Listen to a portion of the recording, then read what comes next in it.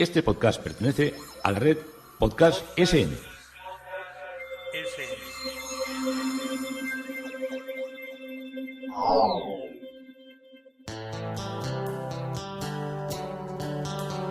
Historia con sentido. Un podcast realizado y presentado por Juan Carlos González.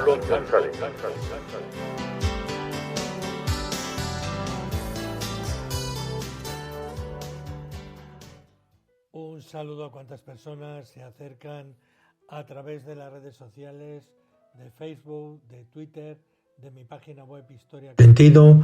Yo soy Juan Carlos González y un día más encantado de acercaros una parte de la historia. Hoy estamos en Venecia, estamos en la iglesia de San Trovaso. Vamos a continuar recorriéndola y el título que le da hoy a este podcast es Obras insignes en San Trovaso. Seguimos viendo grandes retablos, capillas, pintura, escultura, todo ello para centrarnos en lo que es un bellísimo templo que invito a todos los que recorréis Venecia, que muchas veces siempre siempre se va a ver las cuatro iglesias, pues hay muchas muy valiosas, con mucho arte y con mucha presencia de obras insignes.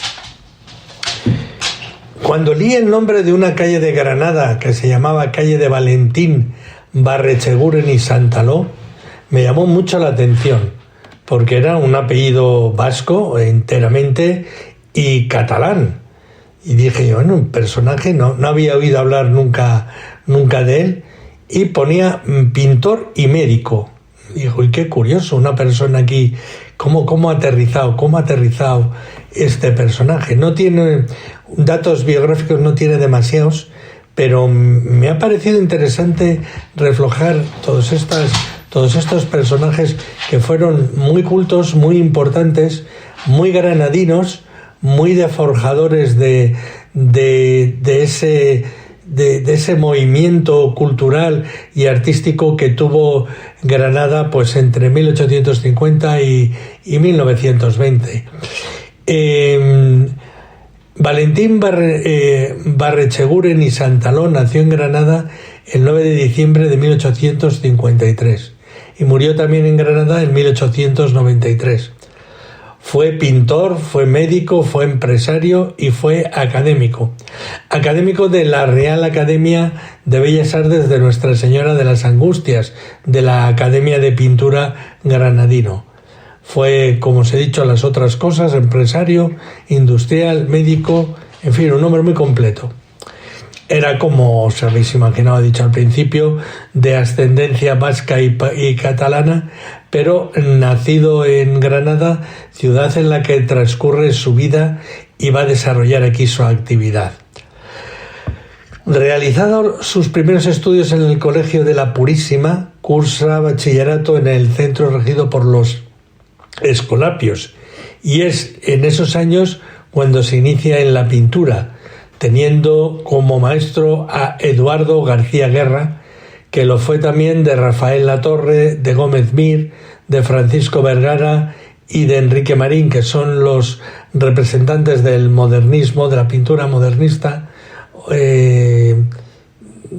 Sí, podríamos llamarla modernista. No sé si hay una categoría, pero los que están cabalgando entre un siglo y otro.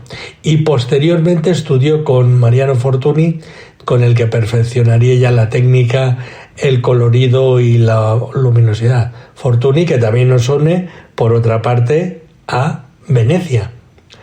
De forma paralela también realizó cuando hay gente que cuando es un genio, no nos vale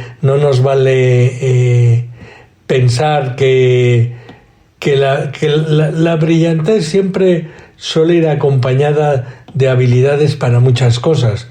Y de forma conjunta, pues realizó, aparte que empieza a pintar, la carrera de medicina, que culminó brillantemente y se doctoró en 1878. Finalizada la carrera, viaja a París y a Roma, donde comparte experiencias con otros españoles residentes allí. Con anterioridad ya había mostrado ser un artista depurado en la pintura, obteniendo la medalla de plata en la exposición de Agricultura, Industria y Bellas Artes, celebrada en 1876 con una obra titulada Mientras vos rogáis a Dios. Era un pintor, como os he dicho, premodernista, que cultivó el tema oriental tan típico, pues sobre todo luego de Fortuny, en cuadros como La insurrección de los moriscos de Albaicín o Mercado marroquí, que le valió la medalla de plata en 1883. Admirador del Greco y de Velázquez, en esa línea cabría insertar otra obra, El tránsito de San José, por el que igualmente fue galardonado y que se considera de lo mejor de su producción. Pero sin duda son lugares y rincones granadinos los que con mayor frecuencia reflejó en sus lienzos. Muy bien dotado para todas las manifestaciones del arte, colaboró con dibujos de actualidad en la Ilustración española y americana. Fue académico de número de la Real de Bellas Artes Nuestra Señora de las Angustias y socio de mérito del Liceo Artístico y Literario. Director del Hospital de San Lázaro, la dedicación a la pintura la compaginó en todo momento con el ejercicio de la medicina, siendo de destacar en este terreno su actuación en dos dramáticos momentos vividos por la región, como lo fueron los terremotos de 1884 y la epidemia de cólera, que al año siguiente se cobró entre 4 y 5.000 vidas. La labor desarrollada le valió la concesión de la Cruz Benemérita, estando también en posesión de la encomienda de la Orden de Carlos III. Impulsor y miembro fundador del Centro Artístico, una sociedad creada a comienzos de 1885 para el estudio y el fomento de bellas artes en Granada, perteneció a su junta directiva hasta el momento de su muerte, ocupando en ellos los puestos de vicepresidente, secretario y director de la sala de exposiciones. A su cargo corrió la decoración del salón de su sede con frescos de estilo pompeyano, homenaje a la antigüedad clásica y destacadas figuras de la historia cultural granadina.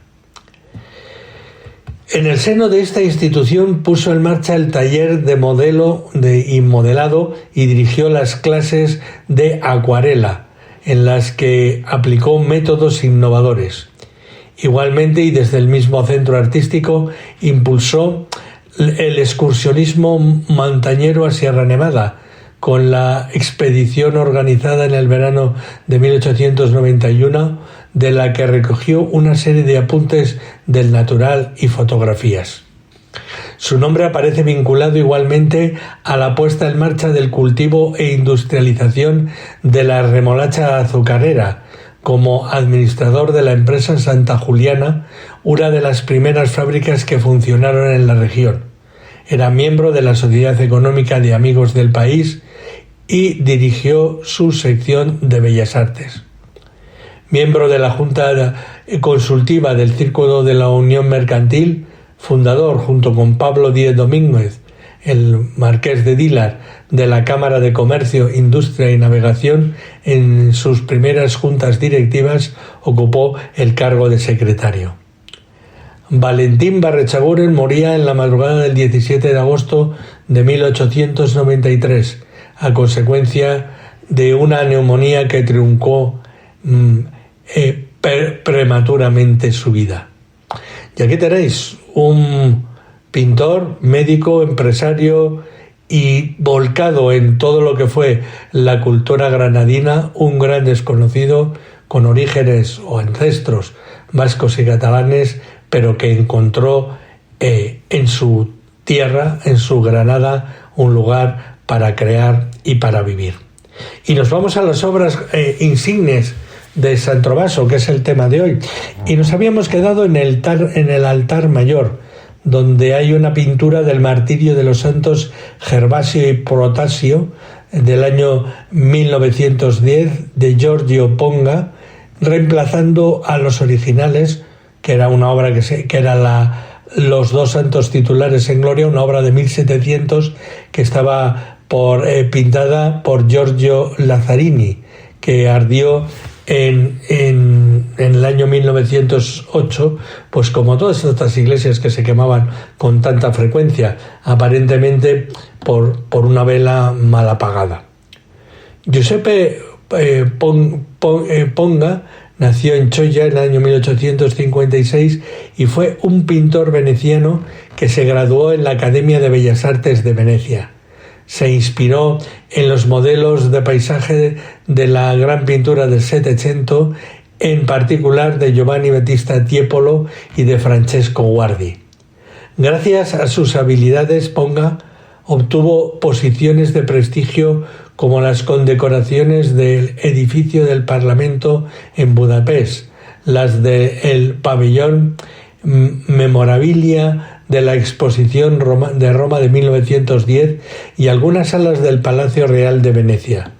En Venecia están los 10 nuevos paneles del siglo XVIII que adornan el famoso café, pinturas bajo las arcadas de la Piazza de San Marco. Ponga murió en Venecia en 1925. Se desconocen muchos datos sobre su vida. En realidad, lo que se conoce de ellos es a través de una pasio del siglo VI. Me estoy refiriendo a los santos, no al pintor, debéis entenderlo. Escrito más o menos de un modo apasionado sobre una persona para historiar su vida en los inicios de la Edad Media, que parece que fueron frecuentemente la invención de estas pasiones de la vida de los mártires.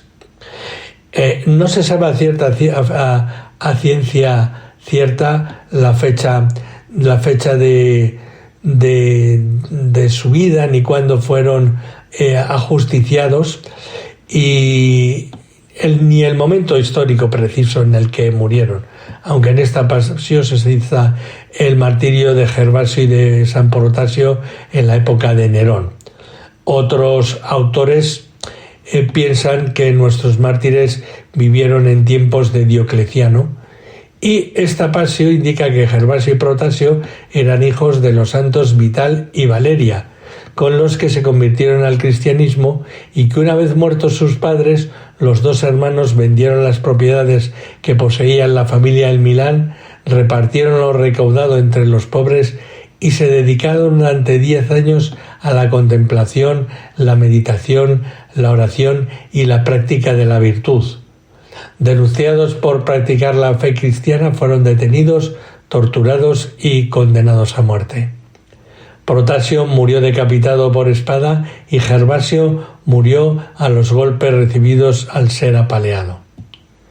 En la pared izquierda tenemos la pintura de Joaquín expulsado del templo, una obra de 1587 pintada por Tintoretto, traído aquí en 1847 desde la iglesia suprimida de Santa María la Mayor. Joaquín es expulsado del templo en el que se educó desde niño, y su sacrificio es rechazado al ser anciano y no tener hijos, lo que era una auténtica maldición para Israel. Sobre el libro de Jacob de Voragine, la historia de San Joaquín y Santa Ana, que no está recogido en las escrituras, es de donde se recoge este relato de la expulsión. La capilla de la derecha, de la parte principal, es la llamada Capilla Milledone, dedicado a San Antonio y hecho posible gracias a la generosidad de Antonio Milledone, que fue secretario de los consejos de los concilios y que está enterrado al pie del altar. Antonio Milledone nació en Venecia el 27 de agosto de 1522 y los Milledone eran una familia antigua de ciudadanos desde su origen venecianos, y su padre había sido condestable de los puentes de Verona, siguiendo a su pariente, el capitán electo de Verona, Marco Orrio. La formación de este autor tuvo lugar en Verona, y la autobiografía inédita, La vida de Antonio de Miledones, secretario del 10º Consejo, destaca su naturaleza viva, con una inclinación para la vida religiosa, y el itinerario académico se completó a su regreso a Venecia en 1535, con una sólida preparación humanística de historiadores y oradores griegos y latinos. En 1543 tuvo su primer destino burocrático en la Armada Naval, como adjunto al secretario del capitán general de la mar, Stefano Tiepolo, y la elección como notario ordinario de la Cancillería Ducal. Fue en esos años cuando el Consejo de los 10 comenzó a conceder gracias con las que el Consejo de los 10 recompensaba al personal de la Cancillería Ducal, por méritos de servicio a través de la posesión patrimonial de cargos burocráticos menores, como la notaría y el escritorio de la Cámara Fiscal de Brescia. Tras el interludio en la audiencia de los consejos de 1555 a 1558, él emprendió una segunda misión diplomática en Roma como embajador de Bernardo Navegaro entre los años 1555 y 1558.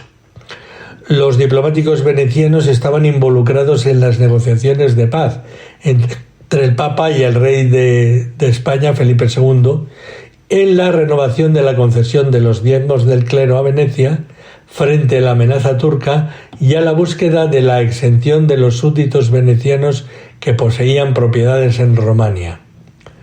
Los temas tratados en el Santo Oficio dieron a este prohombre la oportunidad de observar el mecanismo inquisitorial romano a través del comportamiento de sus cardenales. La práctica procesal y la prioridad de los problemas a los que se enfrentaban y muchas veces tenían que pelear para conseguir sus logros. El nombramiento del cardenal veneciano Navegaro como legado papal permitió a Daponte y a Dándolo estuvieran informados y tuvieran toda la información de la Iglesia, y de una manera poder trabajar de una manera intensa para poder, de alguna manera, igual la palabra suena mal, para poder manipular la historia y mantener la influencia y el influjo veneciano en el gobierno prácticamente de lo que era toda la parte central de Europa. Aunque estaba todo esto en aquel momento en manos de Felipe II, en manos de España, pero Venecia mantenía su independencia, su poder y su influencia. En la pared derecha de la iglesia hay un panel San Crisógono a caballo, una obra maestra de Giambono, y es el único ejemplo de Venecia de una iconografía del santo mártir San Crisógono, que se desvanece en la historia temprana, aunque se le identifica con un mártir de Aquilea. La falta de datos precisos sobre su vida hace que sea difícil separar la verdad de la invención. No se conoce el lugar exacto de su nacimiento, ni la fecha, ni las circunstancias de su juventud, y los pocos detalles que se tienen a menudo se entrelazan con la historia de Santa Anastasia.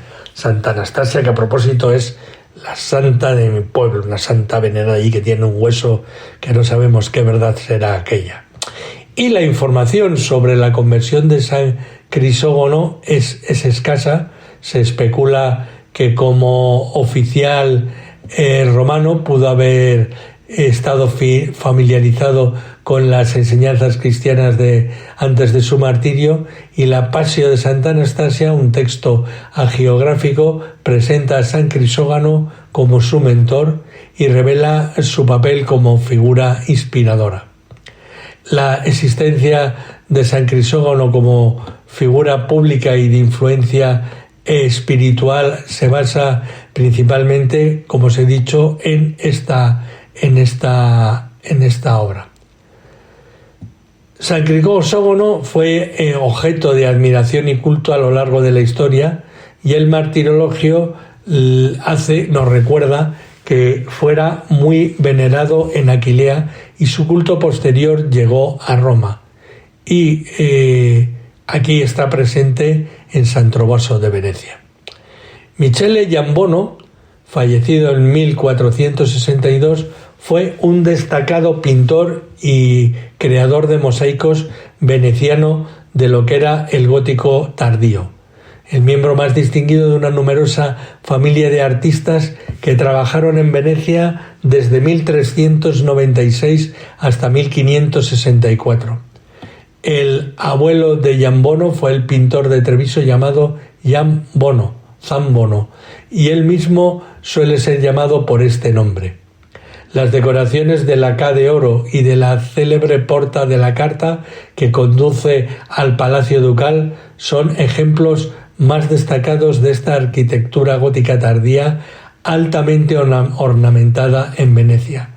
Fueron ejecutadas por miembros de la familia en la época en que Michele pintaba sus retablos en el mismo estilo y los encerraba en un elaborado marco arquitectónico gótico.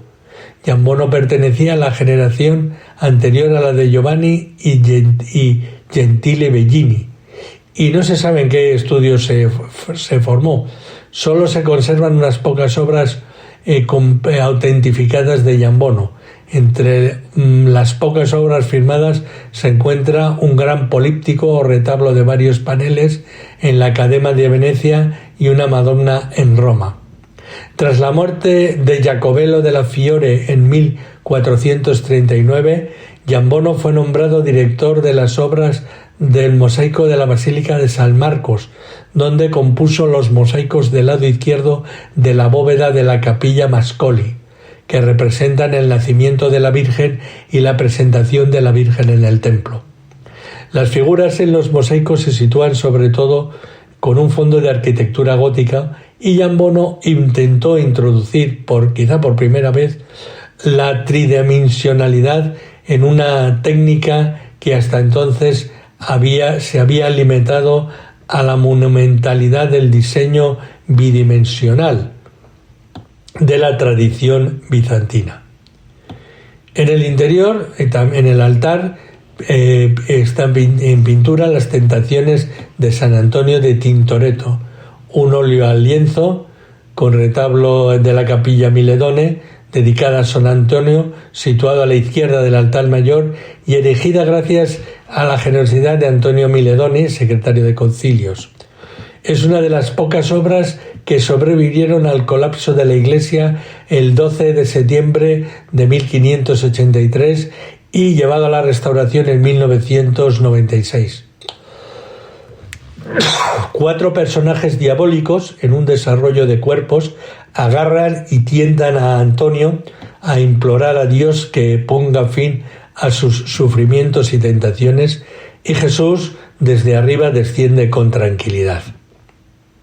Seguimos recorriendo capillas. En el brazo del crucero, en la pared derecha, una pintura de María Magdalena de L. Corona, y a continuación, también de este mismo autor, una pintura de San Juan Bautista de finales del siglo XVI. En el altar, una pintura de Salvador Bendito de la escuela veneciana, y en la pared de la izquierda una pintura de la Madonna con el niño, también de la escuela veneciana. Al lado derecho de los brazos del crucero, la capilla del Santísimo Sacramento. En la capilla de la izquierda está tallada la fecha 1556 probablemente año de la finalización de las obras de restauración, y las pinturas eran encargadas por la Escuela de Devoción del Santísimo Sacramento, propietario de la capilla.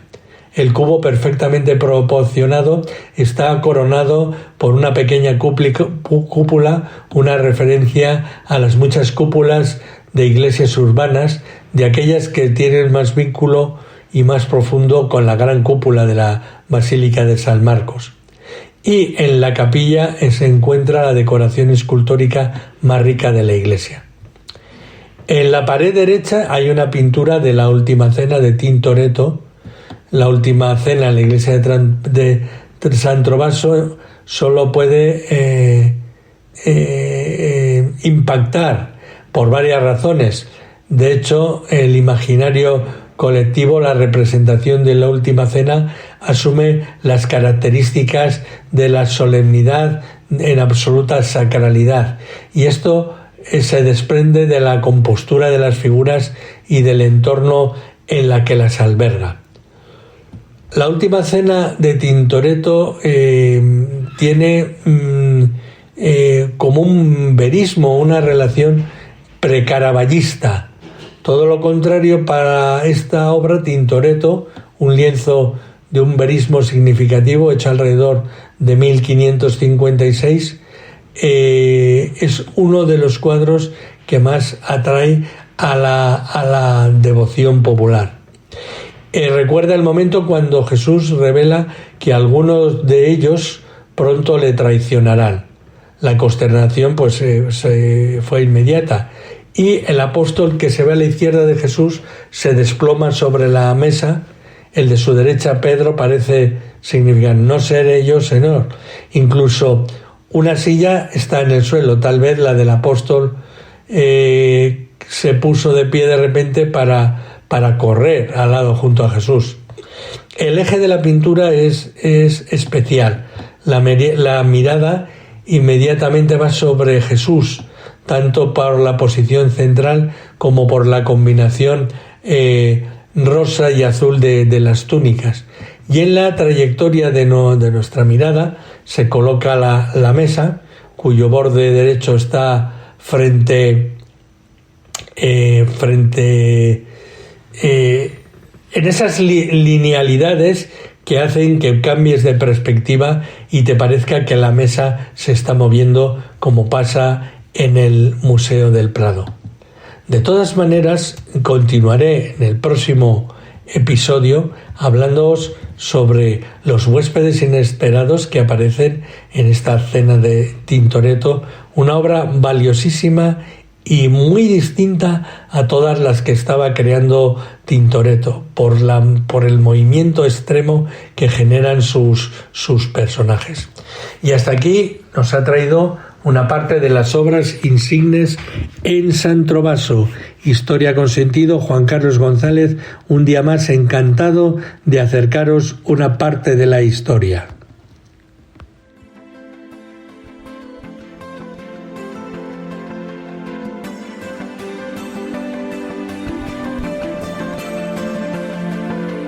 Hasta aquí un episodio más de Historia con Sentido. El podcast que te habla de historias de la historia, sucesos, eventos, como si el ayer fuera hoy. Síguenos a través de iTunes, Spreaker o iVoox. Contacta con nosotros por correo electrónico escribiendo a podcast@historiaconsentido.com. Nuestra web, www.historiaconsentido.com. Y en Twitter nos encontrarás como @historiasentido.